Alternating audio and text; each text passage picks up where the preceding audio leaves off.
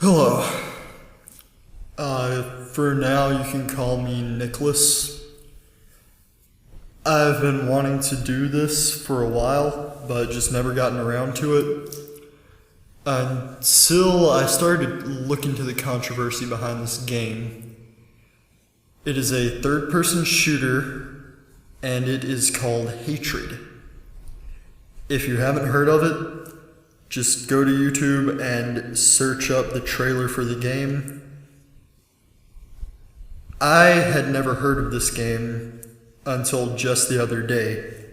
It came out around 2 months ago, and my cousin came over and he showed me the trailer for it and told me that it looked like something I'd be interested in.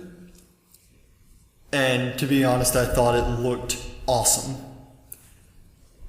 Well, of course, after I started to think more about it, I decided to look up different things about it. And I didn't think about this until just earlier tonight. And there are a lot of people concerned about this game. Now, I myself have never been one to believe that video games cause violence. I know there are a lot of people out there who believe that, but I've just never bought into it. I have never in my life murdered anyone. I am a misanthrope. I am really, really cynical. And I have been hurt by people I have cared about. Though I've never killed anyone. But I have played violent video games for a very long time.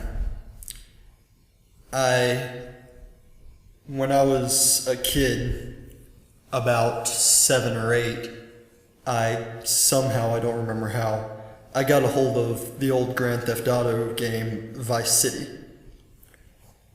Now, the biggest reason people have a problem with GTA is that I think it promotes gang violence or something like that some people claim is their problem with it, but, well, I don't think anything that's a video game can really promote or glorify anything, in my opinion. I'll come back to the glorification part in a little bit, because that part really bugs me, what people have been saying about hatred. With GTA, the people who have a problem with hatred but not GTA, they say it's because the whole object of GTA is not just to kill people, but that is the entire idea of hatred, is to commit mass murder. And on to the glorification part, someone that I know personally, she is a big believer in that video games don't cause violence, but she swore to me that she felt like hatred glorifies mass murder and mass shootings and just things of the area, stabbings, because one of the things in hatred is that you execute people in order to regain health after you've been shot at, and you can lean down and you slash people's throats and stab them while they're on the ground. And the thing with me though, when I played Grand Theft Auto when I was a little kid, I was playing Vice City and Grand Theft Auto 3, I never did any of the missions. I just went insane and started killing people.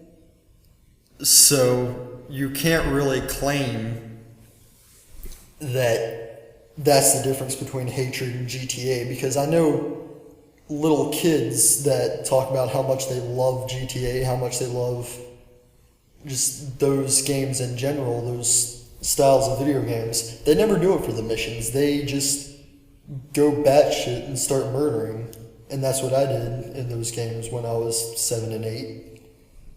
And I turned out misanthropic and cynical, but that has nothing to do with those games in the least. That all started just a couple of years ago. So I'm just throwing out there, I do not in any way believe that hatred glorifies anything regarding mass murder, mass shootings, and stabbings. Because for one, you do not see this guy that you play as glorified in any way. It shows in the beginning of the game, he's standing in this just really shabby house. There's an ashtray with a cigarette still smoking in it and a bottle of liquor next to him. He has his hair pulled down in front of his face and he's wearing a long leather duster. And that doesn't look like any guy that I'd want to be in my life. Even in my youth, I never wanted to look like that when I was playing Grand Theft Auto, finding guns and shooting people in the face. I never wanted to do these things in real life. They were just a good way to blow off steam. Even now, I'm not much of a video game player, but whenever I go over to my cousin and my brother's house, we'll stay up all the time playing Grand Theft Auto, the newer ones. You know, I always have a good time playing them, but I never feel the desire or the urge to go out and do these things in real life.